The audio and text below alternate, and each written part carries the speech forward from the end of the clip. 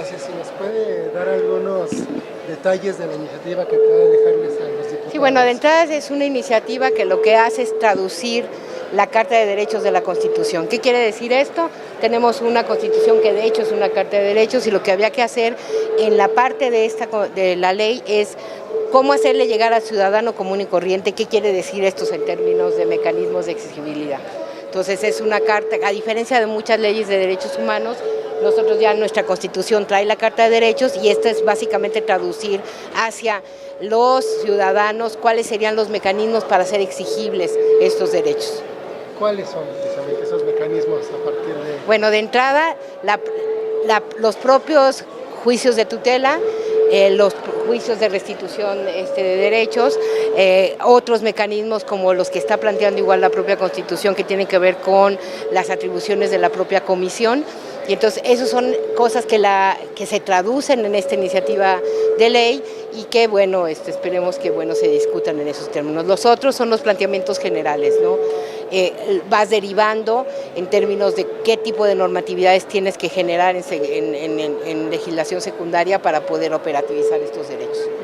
Esta determinación de la Corte respecto de algunas de las facultades que iba a tener la Comisión, ¿se pueden subsanar con otro tipo de mecanismos, otro tipo de la misma legislación como planteaba el diputado Boite? Fíjate, realmente lo que la Corte planteó no fue una limitación a las funciones que ya tenía la Comisión, porque la Comisión siguió intacta con sus, con sus atribuciones.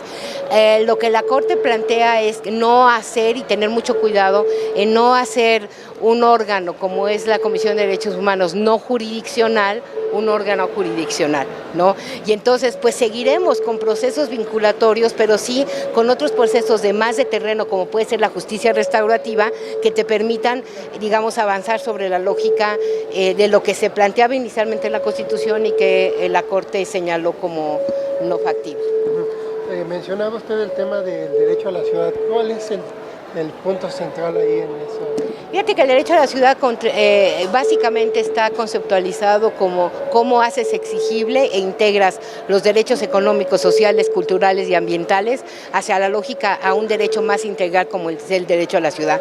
Recordemos que la Constitución tiene derechos muy de avanzada que hay que empezar a conceptualizar. Uno de ellos es ese, el derecho a la ciudad. Otro es, por ejemplo, el derecho al cuidado, ¿no?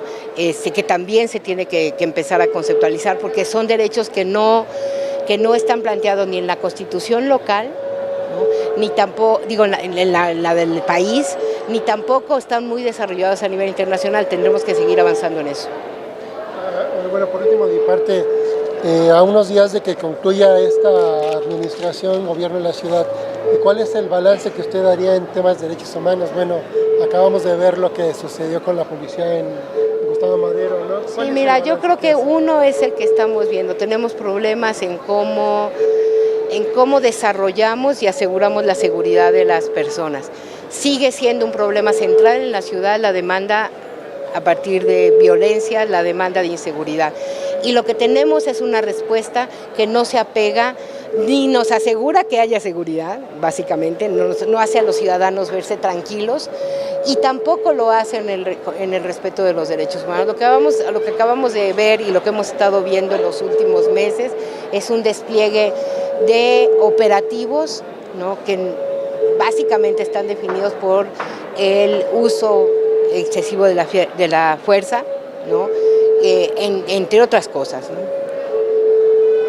Oiga, en el caso de los migrantes, ¿cómo va el asunto? ¿Cuántos permanecen todavía en la ciudad? ¿Y qué se va a hacer en este caso?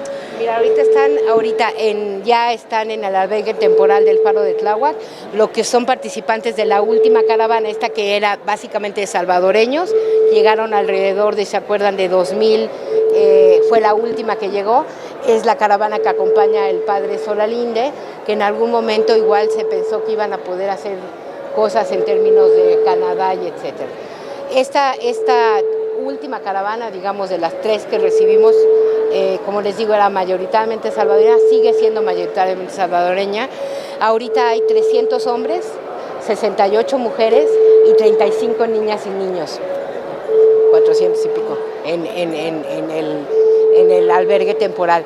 Aunque estos procesos han tenido, a lo largo de estas semanas hemos visto como algunos se apegan a la repatriación voluntaria. Ahí hay una oficina de la Organización Internacional de las Migraciones viendo eso.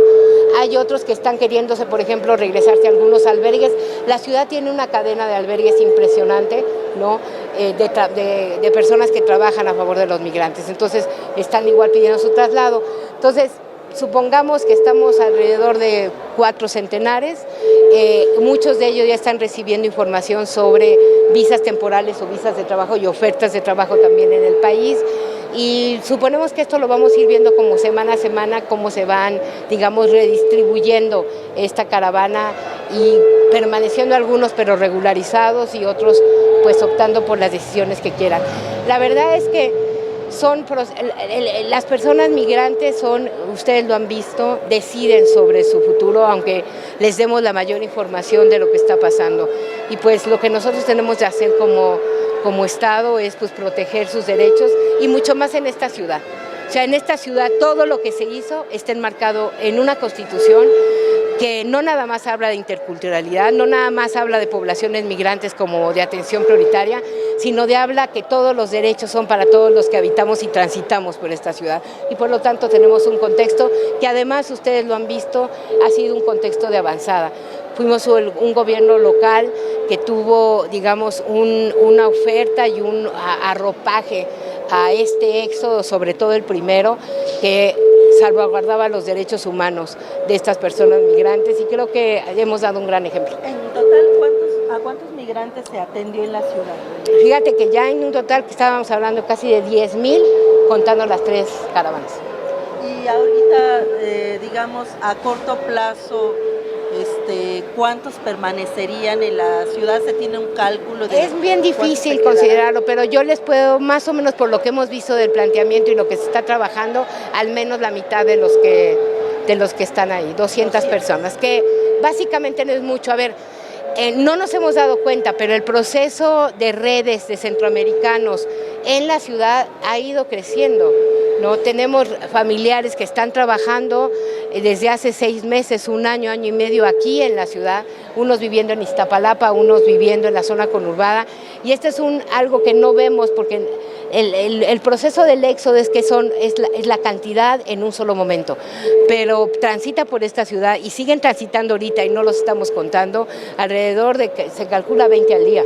Oiga, ¿y condiciones dignas para estos empleos, escuela para los pequeños? A ver, lo primero es el proceso de acción humanitaria, ¿no? Y en ese proceso de acción humanitaria lo que nosotros estamos asegurando como ciudad es el derecho al hospedaje, al albergue, a la protección, la seguridad, el derecho a la salud, el derecho a la alimentación, ¿sí? Y el derecho a la información, ¿no? También, digamos, en la protección están que estén albergados, que haya igual gente protegiendo y con seguridad.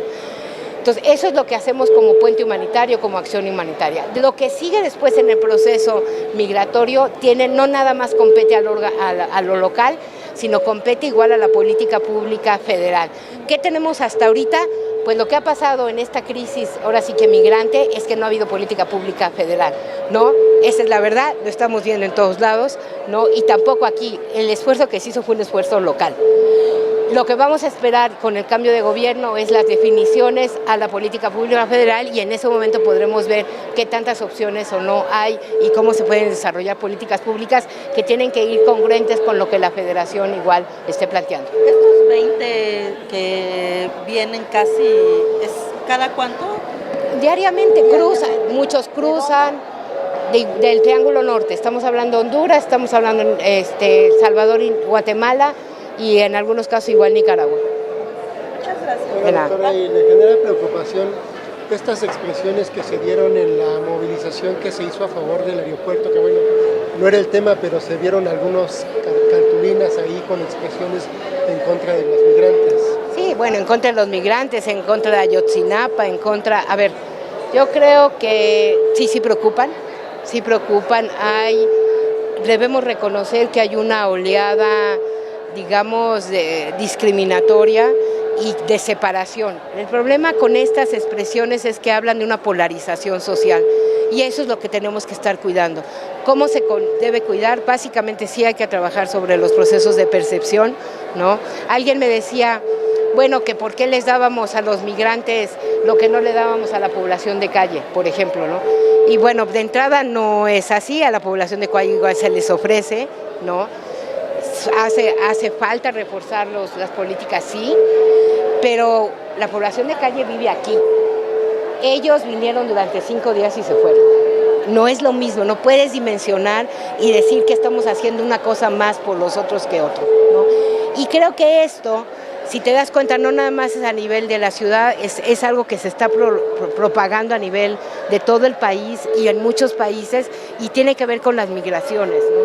Estamos muy acostumbrados a las migraciones sur a norte, es decir, nosotros yendo a Estados Unidos, y estas migraciones son, que ya las habíamos visto en Europa, pero ya están pasando aquí, son migraciones sur a sur, ¿no? Y entonces, claro que tenemos problemas y claro que tenemos la mitad de la población mexicana en pobreza y claro que tenemos que hacer muchísimo por eso, pero en ese contexto no vas a poder parar el flujo migratorio, ¿no? La movilidad es igual un derecho humano y lo que tendríamos que garantizar es, como con todo y nuestras debilidades, podemos aportar algo desde la parte de derechos humanos y humanitaria, ¿no?